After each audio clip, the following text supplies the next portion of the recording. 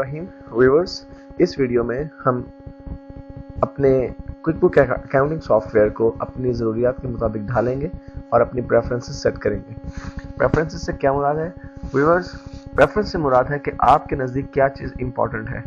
Viewers, जितने भी softwares हैं, चाहे वो अकाउंटिंग सॉफ्टवेयर हो, चाहे वो आपके किसी भी किस्म के सॉफ्टवेयर हो, उनमें यूज़र्स की ज़रूरियात के मुताबिक सॉफ्टवेयर में मॉडिफिकेशन करने की सहूलत मौजूद होती है और यही सहूलत, यही फैसिलिटी हमें क्विकबुक में भी दस्तयाब है। तो आइए हम देखते हैं कि क्विकबुक में हम अपनी प्रेफरेंसेस को किस तरह से एडिट कर सकते हैं। व्यूअर्स, अपने प्रेफरेंसेस के मेन्यू तक जाने के लिए आप मेन्यू में से एडिट के ऑप्शन को सिलेक्ट करें और एडिट मेन्यू में से आपके पास प्रेफरेंसेस का ऑप्शन मौजूद है।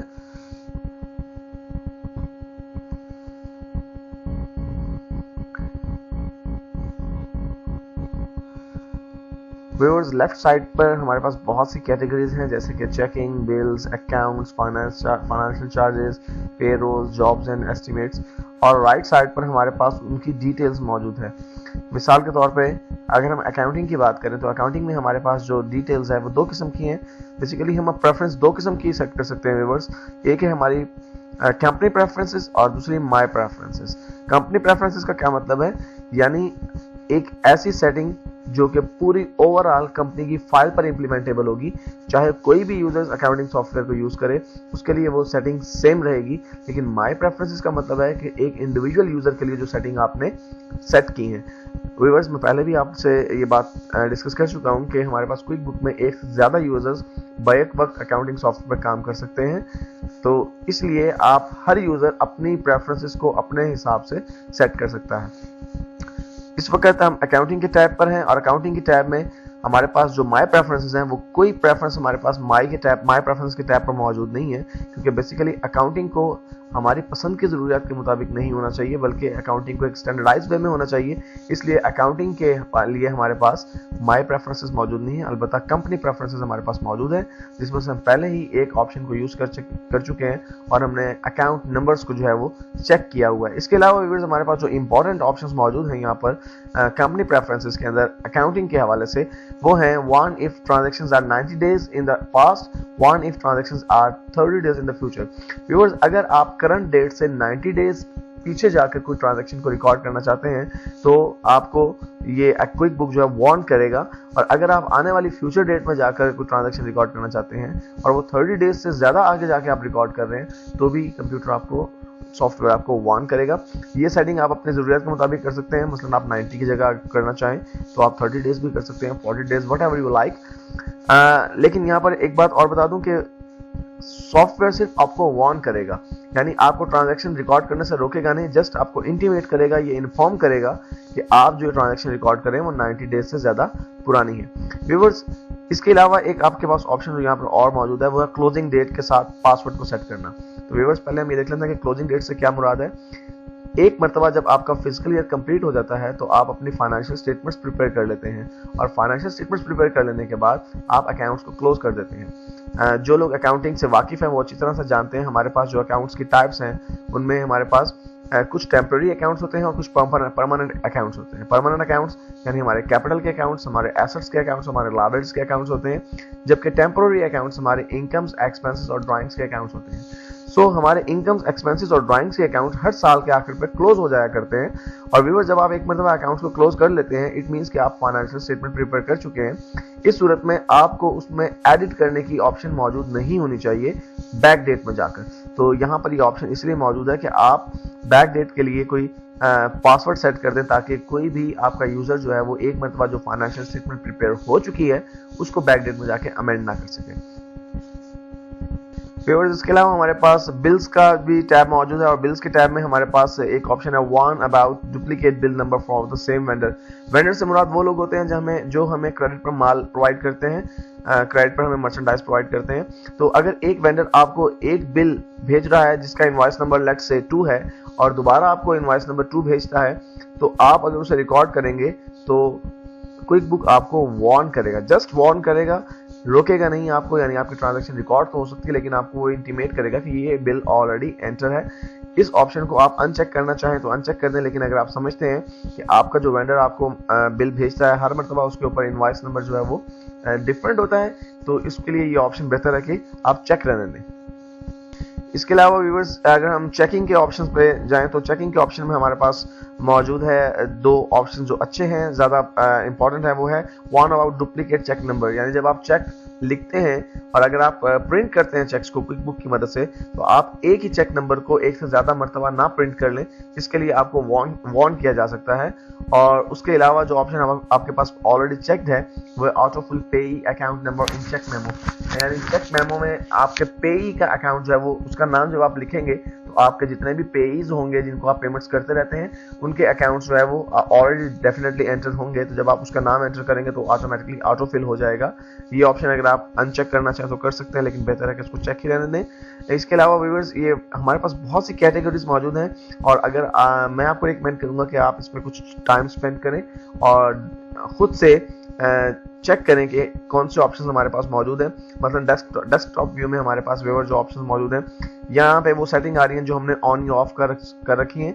मतलब हमने एस्टिमेट्स को ऑन किया हुआ है, सेल्स टैक्स को ऑफ किया हुआ है, यहाँ से हम इसको ऑन या ऑफ भी कर सकते हैं। इन्वेंट्री को हमने ऑन किया हुआ है, टाइम ट्रैकिंग को हमने ऑफ किया हुआ है। व्यूअर्स इसके अलावा माई प्रेफरेंसेस में जाके आप अपने डेस्कटॉप की जो लुक है, जो व्यू है, उसको भी चेंज कर सकते हैं। मिसाल के तौर पे अगर आप समझते हैं कि मुझे सी ग्रीन कलर पसंद नहीं है जो कि बाय डिफॉल्ट हमारे क्विक बुक अकाउंटिंग सॉफ्टवेयर में यूज हो रहा है, तो आप यहाँ से आपके पास बहुत सारे कलर्स हैं व्यूअर्स, आप उसमें से जो भी कलर सेलेक्ट करना चाहें वो आप सेलेक्ट कर सकते हैं। मसलन आपने देखें कलर चेंज किया, या मैं इसे सी स्टोन कर देता हूँ। और व्यूअर्स इसमें दिलचस्प बात यह है कि अगर एक यूजर को एक कलर पसंद है और दूसरे यूजर को दूसरा कलर पसंद है, तो वह हर यूजर अपनी प्रेफरेंस के मुताबिक तो सेट कर सकता है। क्योंकि आपने देखा कि हमारे डेस्कटॉप की जो कलर स्कीम है इसका ऑप्शन हमारे पास माय प्रेफरेंसेस के टैब के अंदर मौजूद है। व्यूअर्स इसके अलावा अगर हम जर्नल के ऑप्शन को सिलेक्ट करें तो हम देखते हैं कि हमारे पास ऑप्शंस मौजूद हैं जर्नल के हवाले से, जो रूटीन के हमारे मैटर्स हैं। मसलन अगर आप चाहते हैं कि जब आप एंटर प्रेस करें तो आपका जो कर्सर है वो नेक्स्ट फील्ड में जंप कर जाए, तो उसके लिए आप pressing enter moves between fields को जो है वो चेक कर सकते हैं। लेकिन आप अगर इस ऑप्शन को यूज नहीं करना चाहते तो आप इसको अनचेक रहने दीजिए। इसके अलावा जब आप किसी ट्रांजैक्शन को एंड करें तो उस वक्त आपको वार्न करे कंप्यूटर, तो इसके लिए भी ये ऑप्शन हमारे पास मौजूद है। और जब आप एक ट्रांजैक्शन को रिकॉर्ड करते हैं उस वक्त बीप की आवाज़ आप सुनना चाहें तो ये beep when recording a transaction का जो चेक बॉक्स है वो हमारे पास इस वक्त एक्टिव है।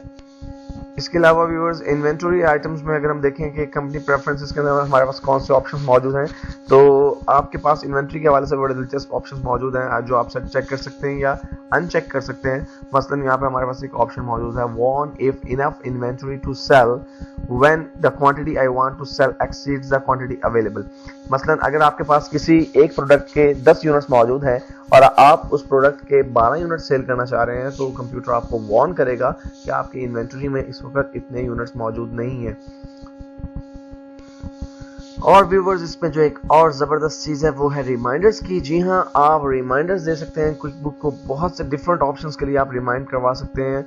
मसलन जब आप किसी मर्चेंडाइज को परचेज करते हैं तो आपको उसकी पेमेंट कितने दिन के अंदर कितने दिनों के अंदर करना होती है। मिसाल के तौर पे अगर आपको उसकी पेमेंट 10 दिन के अंदर करना होती है तो आप यहाँ पर रिमाइंडर लगा सकते हैं कि जब मैं मर्चेंडाइज परचेज करूँ तो उस सूरत में मुझे वार्न करे 10 days before the due date, यानी जब जो चीज़ मैंने परचेज की है उसकी ड्यू डेट, बिल की ड्यू डेट आने से 10 दिन पहले मुझे जो है वो एक इंटीमेशन मिलना चाहिए, मुझे एक रिमाइंडर मिलना चाहिए कि मैंने फलां चीज़ परचेज की थी जिसकी पेमेंट मैंने अभी तक नहीं की और उसकी ड्यू डेट आने में 10 दिन बाकी हैं।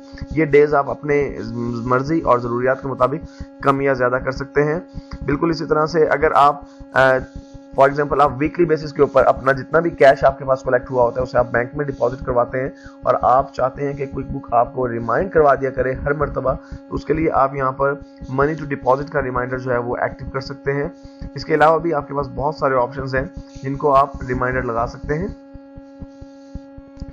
व्यूअर्स इसके अलावा रिपोर्ट्स एंड ग्राफ्स के अगर हम मेन्यू को देखें तो हमारे पास बड़ी यहाँ पर एक इंटरेस्टिंग चीज़ है, वो है summary report basis. Summary report basis में हमारे पास दो बेसिस हैं, एक्रूअल एंड कैश। जो लोग अकाउंट से वाकिफ हैं वो बखूबी जानते हैं कि एक्रूअल अकाउंटिंग सिस्टम और कैश अकाउंटिंग सिस्टम में क्या फ़र्क है, लेकिन जो लोग इससे नावाकिफ हैं उनके लिए मैं बताता चलूँ कि एक्रूअल अकाउंटिंग सिस्टम एक ऐसा सिस्टम है जिसमें ट्रांजेक्शन उस वक्त ही रिकॉर्ड कर ली जाती हैं जब हमने किसी से अमाउंट लेनी हो या जब किसी को अमाउंट देनी हो, यानी जब किसी से रकम लेना ड्यू हो जाए या जब किसी को रकम देना ड्यू हो जाए, उसी वक्त ट्रांजैक्शन रिकॉर्ड कर ली जाती है।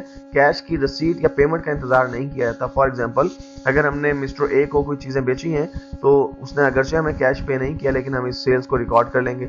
लेकिन कैश अकाउंटिंग सिस्टम ऐसा सिस्टम है जिसमें ट्रांजैक्शन सिर्फ उसी वक्त रिकॉर्ड की जाती हैं जब आप कैश वसूल करते हैं, जब आप कैश को पे करते हैं।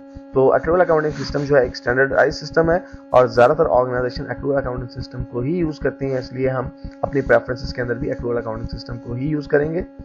और व्यूअर्स, अगर आपको याद हो जब हमने अपने चार्ट ऑफ अकाउंट में न्यू अकाउंट ऐड किया था तो उस वक्त अकाउंट नेम के साथ साथ डिस्क्रिप्शन का नाम जो है वो भी डिस्क्रिप्शन का भी हमारे पास एक फील्ड मौजूद थी और मैंने उस वक्त आपको ये इंटीमेट किया था कि बेहतर है कि आप डिस्क्रिप्शन के कॉलम को खाली छोड़ दें, क्योंकि अगर आपने यहाँ प्रेफरेंसेस के अंदर डिस्क्रिप्शन ओनली को चेक किया होगा तो आपका अकाउंट नंबर नजर आने के बजाय उसकी डिस्क्रिप्शन जो आपने वहां पर दी होगी वो नजर आएगी।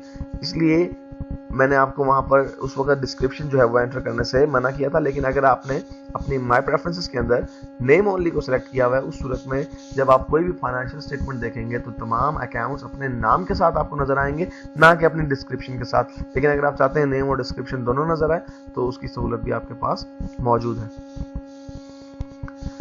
और व्यूअर्स, इसके बाद हमारे पास सेल्स एंड कस्टमर्स का जो है वो ऑप्शन मौजूद है और उसके लिए भी हमारे पास प्रेफरेंसेस मौजूद हैं। सेल्स फॉर्म में हमारे पास यूजुअल शिपिंग मेथड है, यानी जब हम चीज़ें बेचते हैं, सेल करते हैं तो हम अपने कस्टमर्स को चीज़ें किस तरह से भेजते हैं। DHL है हमारे पास, फेडरल एक्सप्रेस है, UPS है, US मेल है। और व्यूअर्स, इसके अलावा अगर हम कोई और फैसिलिटी, फॉर एग्जांपल जैसे कि हम पाकिस्तान में काम करते हैं और हम TCS के जरिए चीज़ें भेजना चाहते हैं तो हम यहाँ पर ऐड न्यू को सिलेक्ट करके एक नया जो है वो कोरियर सर्विस को ऐड भी कर सकते हैं। और व्यूअर्स, इसके अलावा जो हमारे पास एक ऑप्शन मौजूद है वो यूजुअल FOB का है। व्यूअर्स, FOB का मतलब है फ्री ऑन बोर्ड। जब आप चीज़ें किसी से परचेज करते हैं या जब आप किसी से सेल करते हैं तो उस वक्त आपको ये डिसाइड करना होता है कि चीज़ें किस पॉइंट पर दूसरे की मलकियत में ट्रांसफर हो जाती हैं। फॉर एग्जांपल, आप मुल्तान में काम करते हैं, बिजनेस करते हैं और आपने कराची से चीज़ें परचेज की हैं, तो अगर आपने FOB शिपिंग डेस्टिनेशन का ऑप्शन उससे सेलेक्ट किया है, आपने डिसाइड किया है अपने सेलर के साथ, उस सूरत में चीज़ें आपकी मलकियत उस वक्त बनेंगी जिस वक्त वो चीज़ें आपकी मलकियत में आ जाएंगी, आपकी पोजेशन में आ जाएंगी, आपके गोडाउन में आ जाएंगी। लेकिन अगर आपने FOB शिपिंग का ऑप्शन जो है वो डिसाइड किया है अपने सेलर के साथ, इस सूरत में वो चीज़ें जो ही आपने खरीदी, आपका मुआहदा कंप्लीट हुआ, चीज़ें अभी कराची या लाहौर में ही पड़ी हैं, आपके पास अभी पहुंची नहीं है, लेकिन वो आपकी मलकियत तस्वुर होंगी, वो इन्वेंट्री में शो भी होंगी और फिर उन्हें चीज़ों को खरीद कर लाने पर जितने भी अखराजात होंगे, यानी फ्रेट या कैरेज आप जो पे करेंगे, वो भी आपको ही बर्दाश्त करना पड़ेगा। और व्यूअर्स, हमारे पास एक स्पेलिंग का ऑप्शन भी मौजूद है। हम प्रेफरेंसेस के अंदर अपने स्पेलिंग की प्रेफरेंस को भी सेट कर सकते हैं। वैसे तो अकाउंटिंग के अंदर जो है वो प्रेफरेंसेस स्पेलिंग के हवाले से इतने इंपॉर्टेंट नहीं है, लेकिन जब आप कुछ ऐसे अकाउंट्स हैं जिनको आपको बिल्कुल करेक्टली, मसलन अगर आपको एक चेक लिखना है तो आप वही अकाउंट जो है आपका नाम जो है ये अकाउंट टाइटल यूज़ करेंगे जो कि उस शख्स का है, वहाँ पर आपको स्पेलिंग जो है वो चेक करना पड़ सकते हैं। इसमें हमारे पास कंपनी प्रेफरेंसेस कुछ नहीं है, लेकिन माय प्रेफरेंसेस के अंदर आपके पास कुछ ऑप्शंस मौजूद हैं। मसलन यहाँ पर कुछ एक्सेप्शंस दी हुई हैं, अगर आप इन्हें चेक कर देते हैं तो फिर आपका जो क्विक बुक है वो उसे स्पेलिंग मिस्टेक जो है वो काउंट नहीं करेगा। फॉर एग्जांपल, अगर आप ऑल अपर केस लेटर्स को चेक कर देते हैं तो आप कोई भी लफ्ज जो अपर केसेस में लिखेंगे कंप्लीट, चाहे उसका स्पेलिंग ठीक है या गलत है, क्विक बुक उसे ट्रैक नहीं करेगा। इसी तरह अगर आप इंटरनेट एड्रेसेस को जो है वो चेक कर देते हैं, क्योंकि वेबसाइट एड्रेसेस जैसे कि आप जानते हैं कि कुछ भी हो सकते हैं, उनमें स्पेलिंग की जो है वो इतना ज़्यादा ख्याल नहीं रखा जाता समटाइम्स, तो और वो कोई बामानी भी बाज़ औक़ात नहीं होते इतने ज़्यादा, तो इसलिए आप अगर इस ऑप्शन को चेक कर देते हैं तो उस सूरत में आपकी जो इंटरनेट एड्रेसेस जो आप सेव करेंगे तो वो स्पेलिंग की मिस्टेक को क्विक बुक ट्रैक नहीं करेगा, ट्रेस नहीं करेगा। तो मैं इसे अपनी ज़रूरत के मुताबिक इसको चेक कर देता हूँ। और इसके अलावा मैं कैपिटलाइज्ड फर्स्ट लेटर को भी चेक कर देता हूँ, क्योंकि जितने भी नेम्स हैं वो हम उसका पहला जो वर्ड होता है वो अल्फाबेट होता है, वो कैपिटल होता है, और नेम जो है वो प्रॉपर नाउन अमूमन जो है वो स्पेलिंग मिस्टेक काउंट करते हैं अकाउंटिंग सॉफ्टवेयर या कोई भी सॉफ्टवेयर हो, तो इसलिए मैं इस ऑप्शन को भी सिलेक्ट कर देता हूँ और फिर ओके करता हूँ। तो व्यूअर्स, इस वीडियो में हमने अपनी बिजनेस से रिलेटेड जो भी प्रेफरेंसेस थी उनको देखा कि हम कौन कौन सी प्रेफरेंसेस को सेट कर सकते हैं, और नेक्स्ट वीडियो में हम अपनी बिजनेस के और अपने अकाउंटिंग सॉफ्टवेयर की सिक्योरिटी के हवाले से बात करेंगे।